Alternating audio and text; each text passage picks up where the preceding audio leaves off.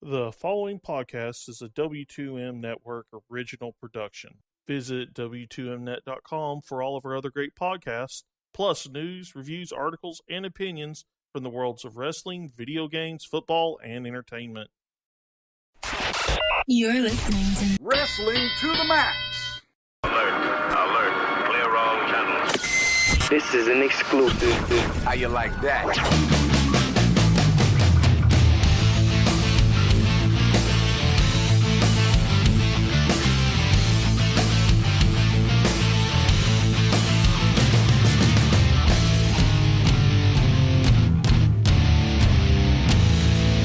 And your hosts, Gary Vaughn, Sean Garmer, and Paul Leazar.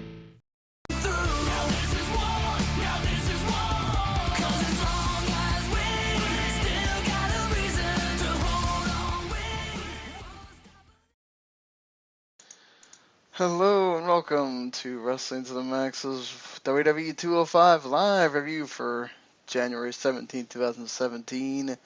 I'm your host, Sean Garmer, and with me here, Mr. Paul Leazar. Heyo.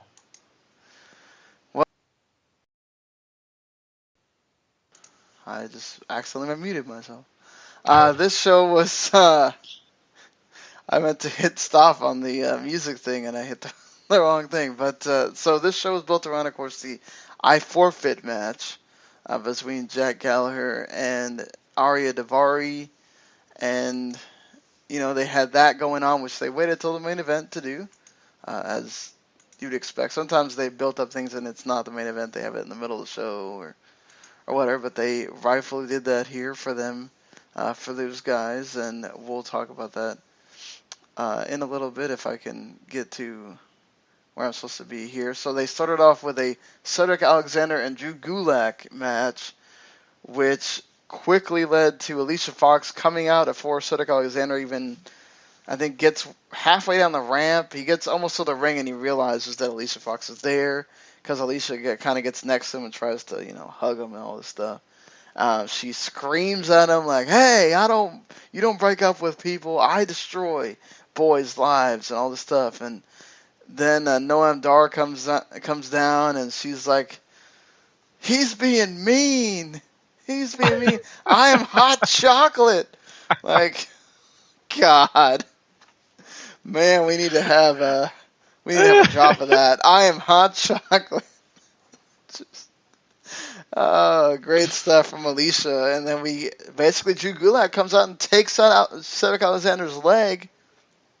And then the whole match, he just goes after that leg, And Cedric Alexander valiantly fights back, but big bridging belly to back suplex, and Drew Gulak wins.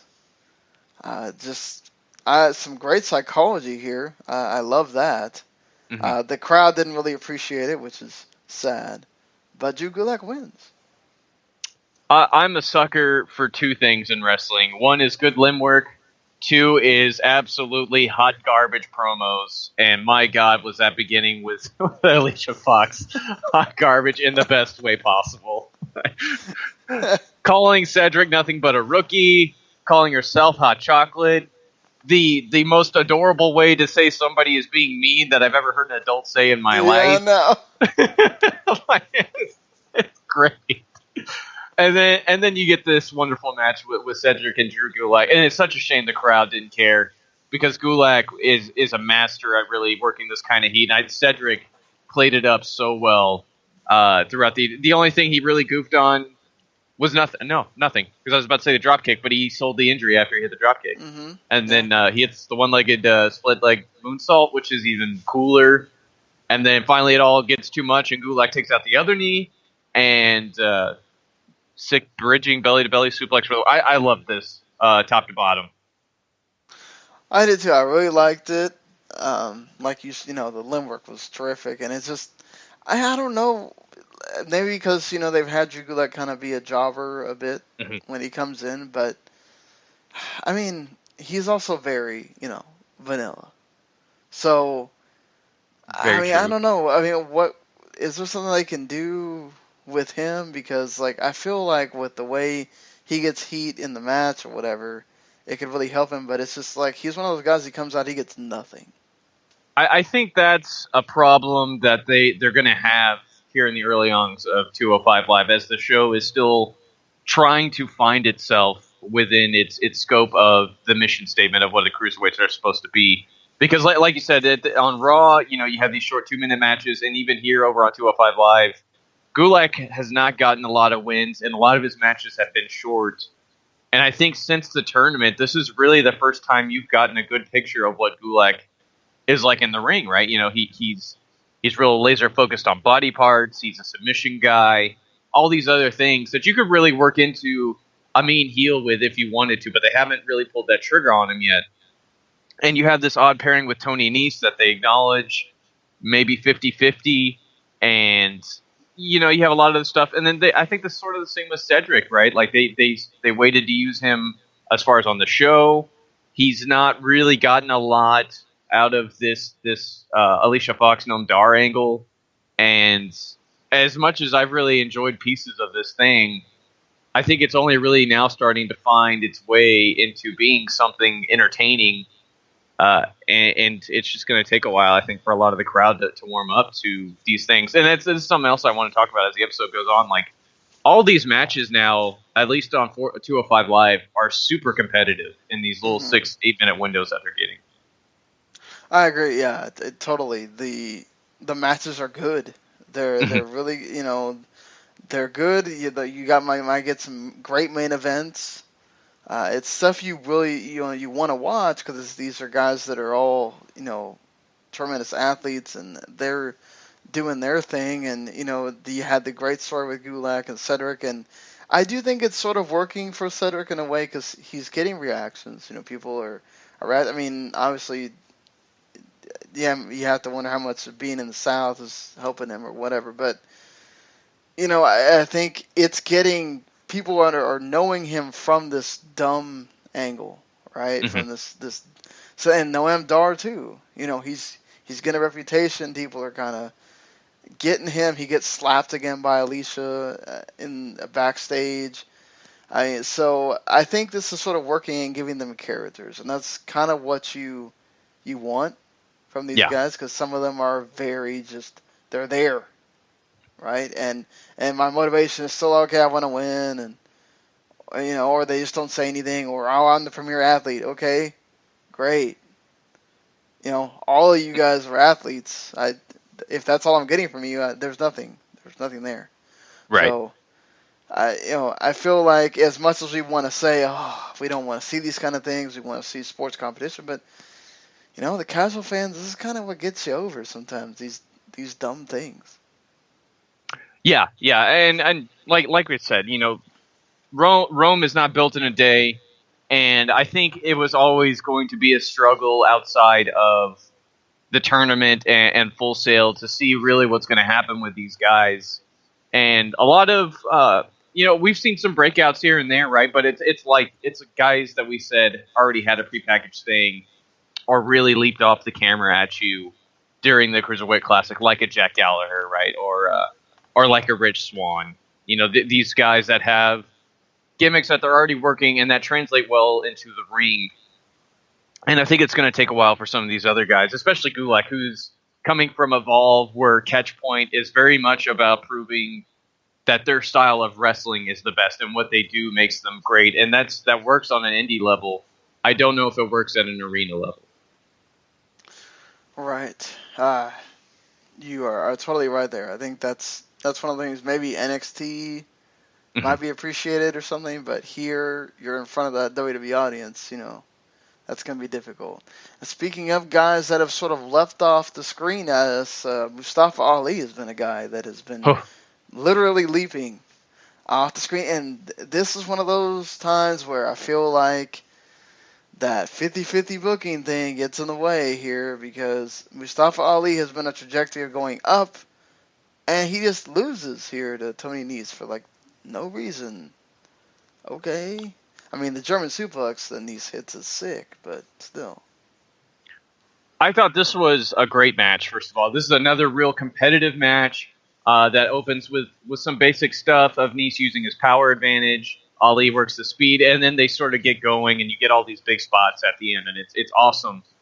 And, I think WWE really wants to do something with Tony Nese, right? He's got the look, he's got the ability. His promo skills are still a little something to be desired, because that interview wasn't anything special. He's like a bigger Neville, basically. Yeah. And maybe it's just something that's going to take time to really catch on, but the idea of being the premier athlete, what he's trying to get across is that he's simply just better because he is, that kind of athlete. And I think that's what they were trying to get across in this match, is that you had this guy, Mustafa Ali, who's been pretty hot coming onto the scene, and then Nese gets this big win over him. And this could turn into a feud, and 205 Live is something that might benefit a lot from some best of series, especially if they want to keep that competition thing going. And I really feel like that might add a lot, because if you're going to keep people coming back week to week, best of threes, best of fives, best of sevens, and obviously you don't want to overdo it, but certainly something like that, especially for these two guys who look like they have a lot of chemistry together, could really work out for both guys. I mean, I agree with you. I'd love to see it, just because you are going to have a lot of these guys that are they're out here having matches. And I think Mustafa Ali has done a really good job of doing that whole, because of my name and whatever, I've got to try to prove that I'm above that, or what. I'm trying to prove to you that you should actually, you should like me, or whatever. And he's kind of had this thing going, so he keeps winning, and that's sort of that's how he's proving to you, because he's winning. And so, I hated to see that, just for him, that the momentum is stopped. But like you said, if it turns into something great, if it just turns into one of these, well, we got to keep everybody even kind of things, then, it kind of goes in the trash. But we'll see. I hope that they do some of these, just because it adds more intrigue, like you said, to what they're doing. And you're not just having, here's the random match that we're having on 205 Live in between the one that actually has some kind of story or something. Right. And they did have a wonderful video package for Rich Swann and Neville for their big match that they're having at the Royal Rumble. They poked at some of their previous stints there as knowing each other. They don't ever mention Dragon Gate by name, but they, show pictures, and they don't have footage or whatever, but, you get that, and you get them talking about it. And speaking of Dragon Gate, you also get some nice little video package for Akira Tozawa with Apollo Crews talking about him this time instead of Kalisto. And weird that they kind of did not allude to Apollo Crews also having been there in the same place as Tozawa was, but whatever, I guess. And yeah, so 2 good video packages for WWE. If I remember correctly, during the Cruiserweight Classic, they had Apollo Crews acknowledge that he was over there in Dragon Gate with Tozawa. So if you have a great memory, like WWE doesn't think we do, there is that working for you. I cannot wait for Tozawa to get here. He's going to be very different in a way that people can associate with, if you get my meaning. Like he's got the in-ring charisma, but he wrestles a very different style, and I think that's really what's going to help him stand out. Just like I can't wait for Gran Metalik to get here, because he seemed to be one of the few guys that WWE was really comfortable with letting fly and do all the big stuff that really makes cruiserweights pop, and that's something I think they've done with Mustafa Ali to a degree too. And I don't have enough good things to say about that video package. The Cruiserweight title match at the Royal Rumble, outside of the Rumble match, and maybe AJ and Cena, because that's going to be awesome, is the one I'm most hyped for. Like that match is going to be so good, especially with how open time can be for these matches, because the Rumble takes up an hour. I'm really excited to see, because they could really steal the show, and the heat is there. I would open with it, and I would give them the time you gave Daniel Bryan and Bray Wyatt that year, that they had that great match. Like, just let them go. They can put on some fantastic stuff, and it gets the crowd going. And whether Neville wins or Rich Swann retains, it's going to be some great stuff. I agree with you. I'm really hyped for that match, and hope it delivers. Honestly, I mean, this was just good stuff in that they had them like kind of overlapping each other, which is a really good video technique that you don't see them do a whole lot all the time. You had along with the old stuff, you just the way that they did this was just very well, and it made it seem like this huge thing, and they hyped it up as this huge thing too on the show. So I really hope that continues on as we get to next week is already Rumble week. So Right. And then we get our final match on this show, which is Jack Gallagher and Ariya Davari. And I thought I'll give Davari credit. I think this is his best showing. Mm-hmm. I thought he was very angry. He wanted to hurt him. He wanted to do this. He wanted him to. They even did the heel. Oh, I'm gonna trick you and see if I can get the win at the end. He doesn't. He threw William the first, but then Jack Gallagher kept bringing in other Williams. And eventually won with William the third, putting him into the chicken wing using the umbrella, which was great. But I mean, I figured Gallagher was going to win this, but I mean, still did a good job. Yeah, I think they know what they got with Gallagher over here on 205 Live and in the Cruiserweight division is somebody who can really stand out, and he's been super popular since he started. They've let him really go with this gentleman thing. And like you said, I think this is Davari's best performance to date. He did a very excellent job early on using the mic as an extra tool to get a bunch of heat on him, because that's what really got the fans into what was going on. And maybe that heat went on a little too long, because I think the middle sort of peters out.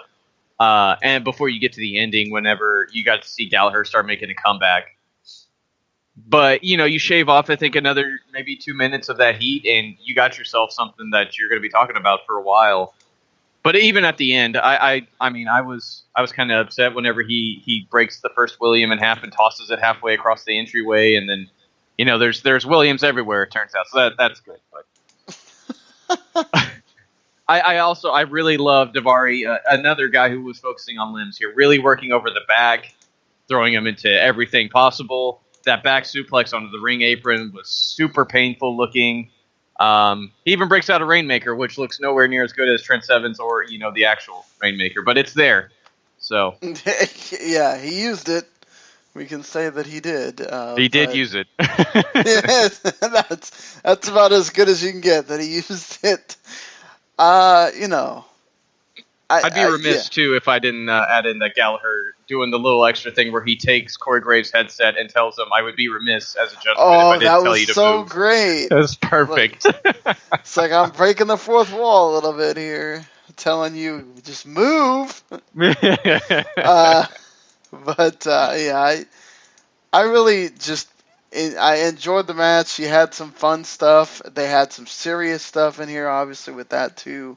So they mixed comedy and being serious in a great way, and I can't complain. I thought they did terrific here. Yeah, I mean, the future looks bright here, especially if Neville does indeed beat Rich Swann. Gallagher's got to be next up in line, and that could be really fun. Totally. So, where are you at on rating this show? I really enjoyed this episode of 205 Live. Like I said, the competition and the matches really running across, letting both guys look great across all three of them that you get here, I thought was nice. There's some downer parts here and there. Maybe probably a 6.5 in that same area that we've done for SmackDown and Raw all week. Yeah, I'd go with a 7 here. I think you had each match really delivered. And you had more story with Cedric, and you're really trying to make him into the sympathetic figure, and I think it's working.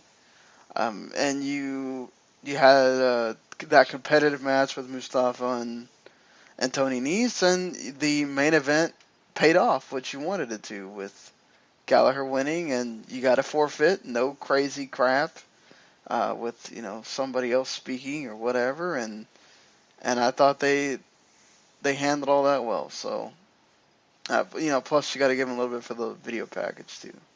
Right. So, until we meet again for 205 Live, make sure you check out our SmackDown review, Raw review, of course, the WTM Part 2 of episode 330 that's going to be coming up on the Friday 230. morning. 230. Or 230. I'm thinking, wow, it's been 100 We're episodes 100 episodes already. in the future already. Jeez. I was watching that Timeless show. That's what happened. I got caught in the time travel. So, anyway, and until we see you guys again, later, everybody. Have a good one, guys. The following podcast is a W2M Network original production. Visit W2Mnet.com for all of our other great podcasts, plus news, reviews, articles, and opinions from the worlds of wrestling, video games, football, and entertainment.